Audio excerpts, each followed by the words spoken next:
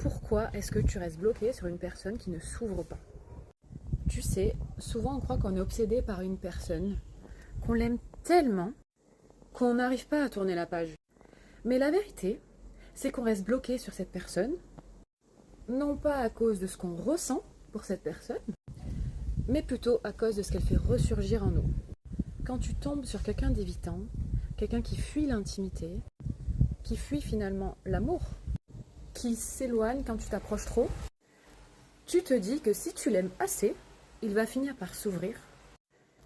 Tu penses sincèrement que ton amour va le guérir, le rassurer, qu'un jour il va te choisir vraiment.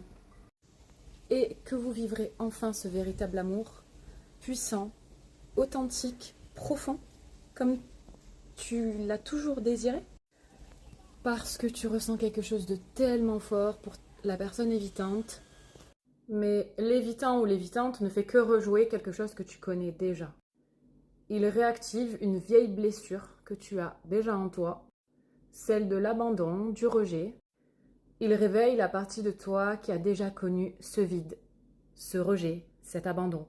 Celle qui a appris très tôt qu'il fallait mériter l'amour, qui a appris bien sûr de manière erronée qu'il fallait mériter l'amour, parce que l'amour ne se mérite pas. L'amour c'est quelque chose d'inné, c'est quelque chose que l'on doit vivre sans avoir à le mériter. Alors tu t'accroches, pas parce qu'il ou elle te comble, mais parce qu'il t'est familier. Parce qu'au fond, ton système nerveux reconnaît ce chaos. Cette attente, cette peur, cette sensation de n'être jamais assez. Tu crois que c'est lui ou elle que tu veux, mais c'est simplement la reconnaissance que tu n'as jamais eue que tu recherches. Et c'est pour ça que tu ne lâches pas. Parce que quelque chose en toi espère enfin réparer ton histoire. Faire en sorte qu'enfin, cette fois-ci, on reste. Mais tu ne guéris pas une blessure avec ce qui l'a ouverte. L'évitant ou l'évitante ne vient pas te sauver, il vient te montrer ce qu'il te reste à guérir encore.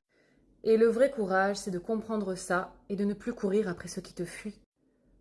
De tourner enfin ton regard vers toi, vers cette part de toi qui a toujours eu peur de ne pas être aimée.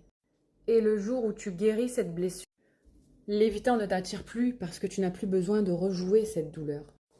Tu cherches juste la paix, la réciprocité et la présence. Et cette fois, tu ne confonds plus le manque avec l'amour.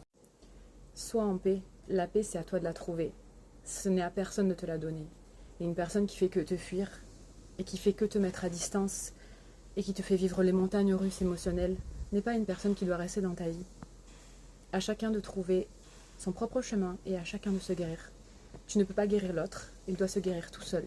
Et tu dois toi te guérir, et trouver ta propre paix, sans avoir besoin de l'autre.